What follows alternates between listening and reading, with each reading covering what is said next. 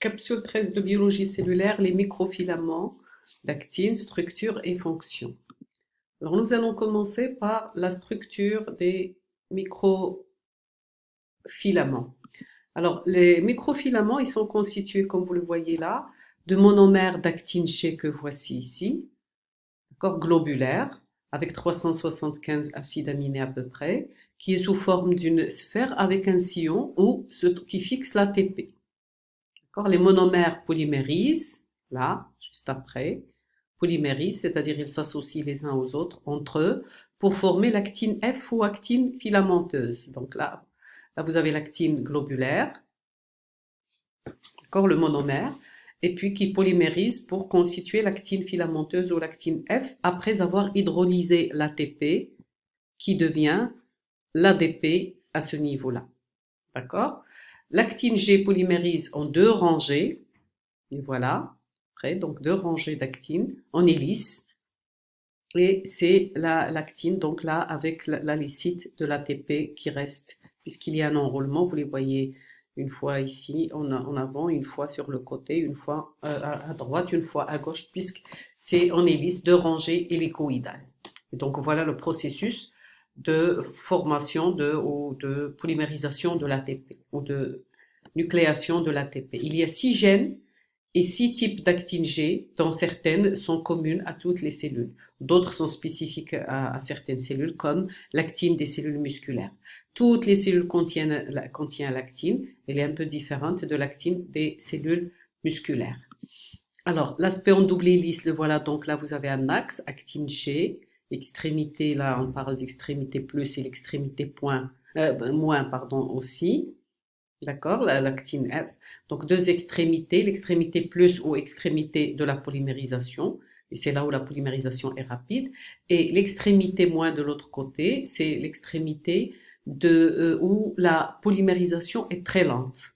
Donc là, contrairement à l'actine, vous avez une extrémité où la polymérisation est rapide, c'est l'extrémité plus, et là, vous avez une extrémité. L'extrémité moins, c'est une extrémité de polymérisation, mais elle est très très très lente. D'accord?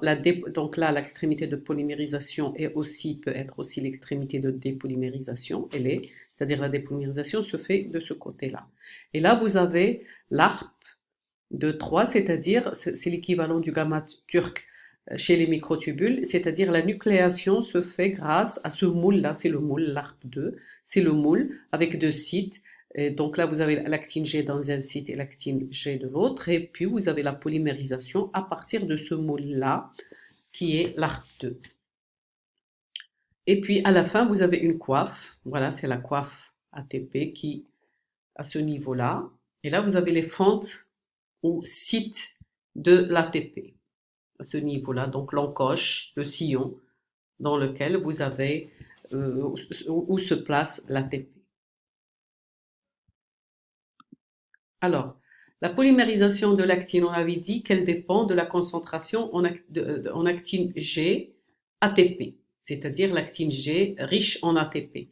Si l'actine G ATP augmente, bien sûr, il y a polymérisation. Par contre, si l'actine G ATP diminue, vous avez dépolymérisation. Là encore, c'est un équilibre. Il y a l'actine libre et l'actine liée. Plus l'actine libre est importante, vous avez polymérisation. Si l'actine libre diminue, vous avez dépolymérisation. C'est-à-dire, vous avez l'actine F qui va être dépolymérisée pour équilibrer, pour pour rétablir l'équilibre. Alors, la polymérisation, elle s'effectue à l'extrémité plus et à l'extrémité moins. Mais il est beaucoup plus rapide à l'extrémité plus qu'à l'extrémité moins. Donc, c'est différent par rapport au microtubule. La vitesse est lente à l'extrémité moins. Pourquoi? Pourquoi? Parce que là, il doit changer de forme pour avoir le sillon pour l'ATP. À l'extrémité plus, il y a un sillon, l'ATP a un sillon. Par contre, de l'autre côté, il n'y a pas de sillon. Donc, elle va former le sillon pour recevoir l'ATP au niveau de l'extrémité moins. Et c'est ça qui retarde donc la polymérisation au niveau de l'extrémité moins. Donc là, il n'y a pas de catastrophe. La vitesse de dépolymérisation est non catastrophique car il est peu rapide, car il y a très peu Donc, elle se fait de manière peu rapide, et ce qui fait qu'il n'y a pas de catastrophe, c'est-à-dire comparativement aux microtubules. Alors, les protéines d'organisation des microtubules maintenant. Pour organiser les microfilaments plutôt. Alors déjà, les microfilaments, les deux chaînes en hélice, ils sont stabilisés par la tropomyosine qui s'allonge tout le long pour stabiliser. C'est un filament stabilisateur qui se fixe au microfilament. Après, il y a l'organisation, c'est-à-dire vous pouvez avoir donc là des microtubules, filaments organisés en faisceaux dans certaines structures, par exemple dans les jonctions adhérentes ou au niveau sous les microvillosités. À ce moment-là, donc là vous avez des protéines qui peuvent donc jouer le rôle, qui permettent de cette organisation en faisceau, telles que l'alpha-actinine, la fimbrine, la viline. Pourquoi différents types? Tout simplement, parfois, donc, vous avez le faisceau LH. Donc, c'est-à-dire, vous avez un faisceau, mais où les filaments d'actine sont très lâches, sont espacés. À ce moment-là, c'est l'alpha-actinine qui intervient, comme par exemple, c'est le cas, donc, au niveau des jonctions adhérentes, par exemple. Le faisceau peut être serré, c'est-à-dire les microfilaments sont très rapprochés, par exemple, au niveau de l'axe des microvillosités, et dans ce cas-là, c'est la fimbrine et la viline qui est utilisée. C'est juste pour vous montrer que il y a différents types de protéines qui sont associées aux microfilaments. Ils sont beaucoup plus nombreuses. Pour chaque situation, il y a une protéine donnée, et les voilà d'ailleurs. Donc voilà, il y a des protéines qui permettent de maintenir des filaments. Voilà le microfilament d'actine. Il y a des filaments de capine, donc qui cachent. D'accord? Là, c'est la tropomoduline ou CAPZ. Des protéines qui permettent le mouvement au microtubule. La contraction, par exemple, c'est la myosine type 1, type 2. Vous avez la fimbrine et la viline qui jouent le rôle de câbles, qui permettent de former un réseau. La dystrophinol'inchérine qui permettent, la spectrine, la vinculine, la taline et l'anchérine qui permettent aux microtubules de s'ancrer à la membrane plasmique pour former un réseau cortical sous la membrane plasmique.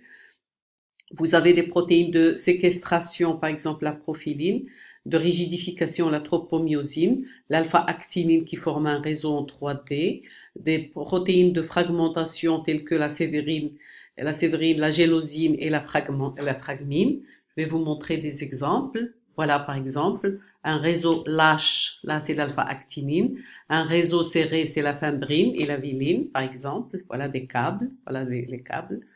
D'accord? Là, vous avez, voilà, la fimbrine réseau serré, la filamine, ici, donc là, de croisement, des protéines qui maintiennent des mailles, des croisements. L'alpha-actinine pour un réseau lâche, la myosine pour la contraction, le déplacement. D'accord? Donc, il y a plusieurs protéines sont associées, différentes protéines. Vous avez la gélosine, là, une protéine qui permet donc de fragmentation, qui fragmente là le filament 2, là, au même titre que la gélosine ou la sévérine. Il joue le même rôle de fragmentation des microfilaments. L'arc là, on voit l'arc qui couvre. D'accord? Là, c'est pour montrer la gélosine, le cap Z là qui protège de capine, c'est les protéines de capine. Alors, les fonctions maintenant des microtubules. Ils assurent plusieurs fonctions. La contraction musculaire que vous connaissez déjà, donc c'est l'actine qui est associée à la tropomyosine, à la troponine, aux différentes molécules qui l'aident à assurer son rôle. Donc, mais vous avez l'actine qui est la molécule maîtresse pour cette fonction. Les microfilaments maintiennent la forme 3D de la cellule. Regardez l'insertion, il s'insère à des points donnés, de manière à donner une forme tridimensionnelle à la cellule.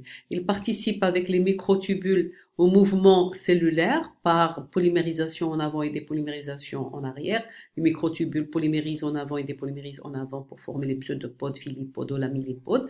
Mais cette polymérisation, ces pods, il y a les microfilaments qui participent aussi à la formation de ces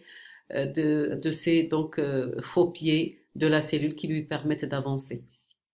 Lors de la division cellulaire, au moment de la cytodiérèse, il y a un anneau d'actine qui se forme, c'est l'anneau de division au centre.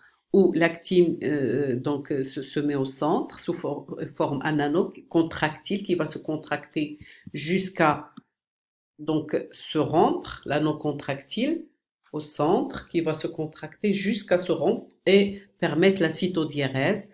Donc c'est l'anneau contractile, l'anneau de microfilaments contractiles. Vous avez donc les microfilaments qui se trouvent également au sein de structures cellulaires sous les microvillosités par exemple, ici. D'accord, là, pour citer les différentes fonctions, donc soutien, maintien de la forme, 3D, cytodiérèse, contraction cellulaire.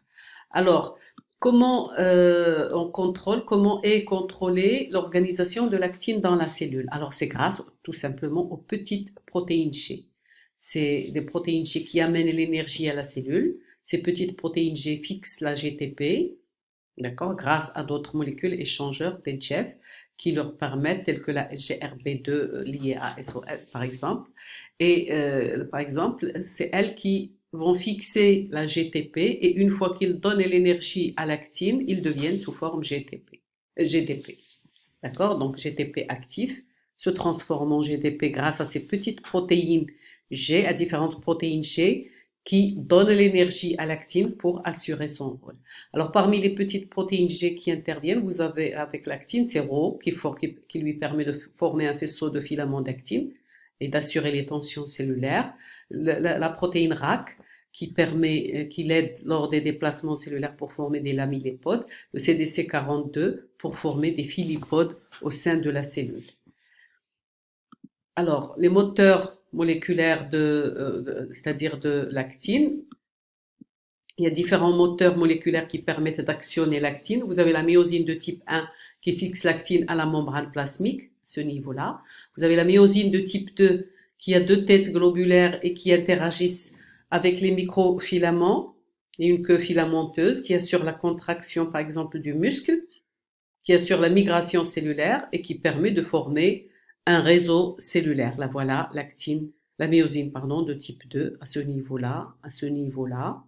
D'accord? Et finalement, vous avez la myosine de type 4 qui assure les déplacements de molécules sur les microfilaments d'actine, c'est-à-dire qui ressemble un peu à la kinésine et à la dinéine. Il joue le rôle donc de moteur moléculaire qui s'associe à l'actine pour qu'elle peut être utilisée comme rail par les molécules et les organites cellulaires. Voilà, je vous remercie, c'est la fin de cette capsule. Sur la capsule suivante, numéro 14 de biologie cellulaire, on va voir les filaments intermédiaires. Je vous remercie.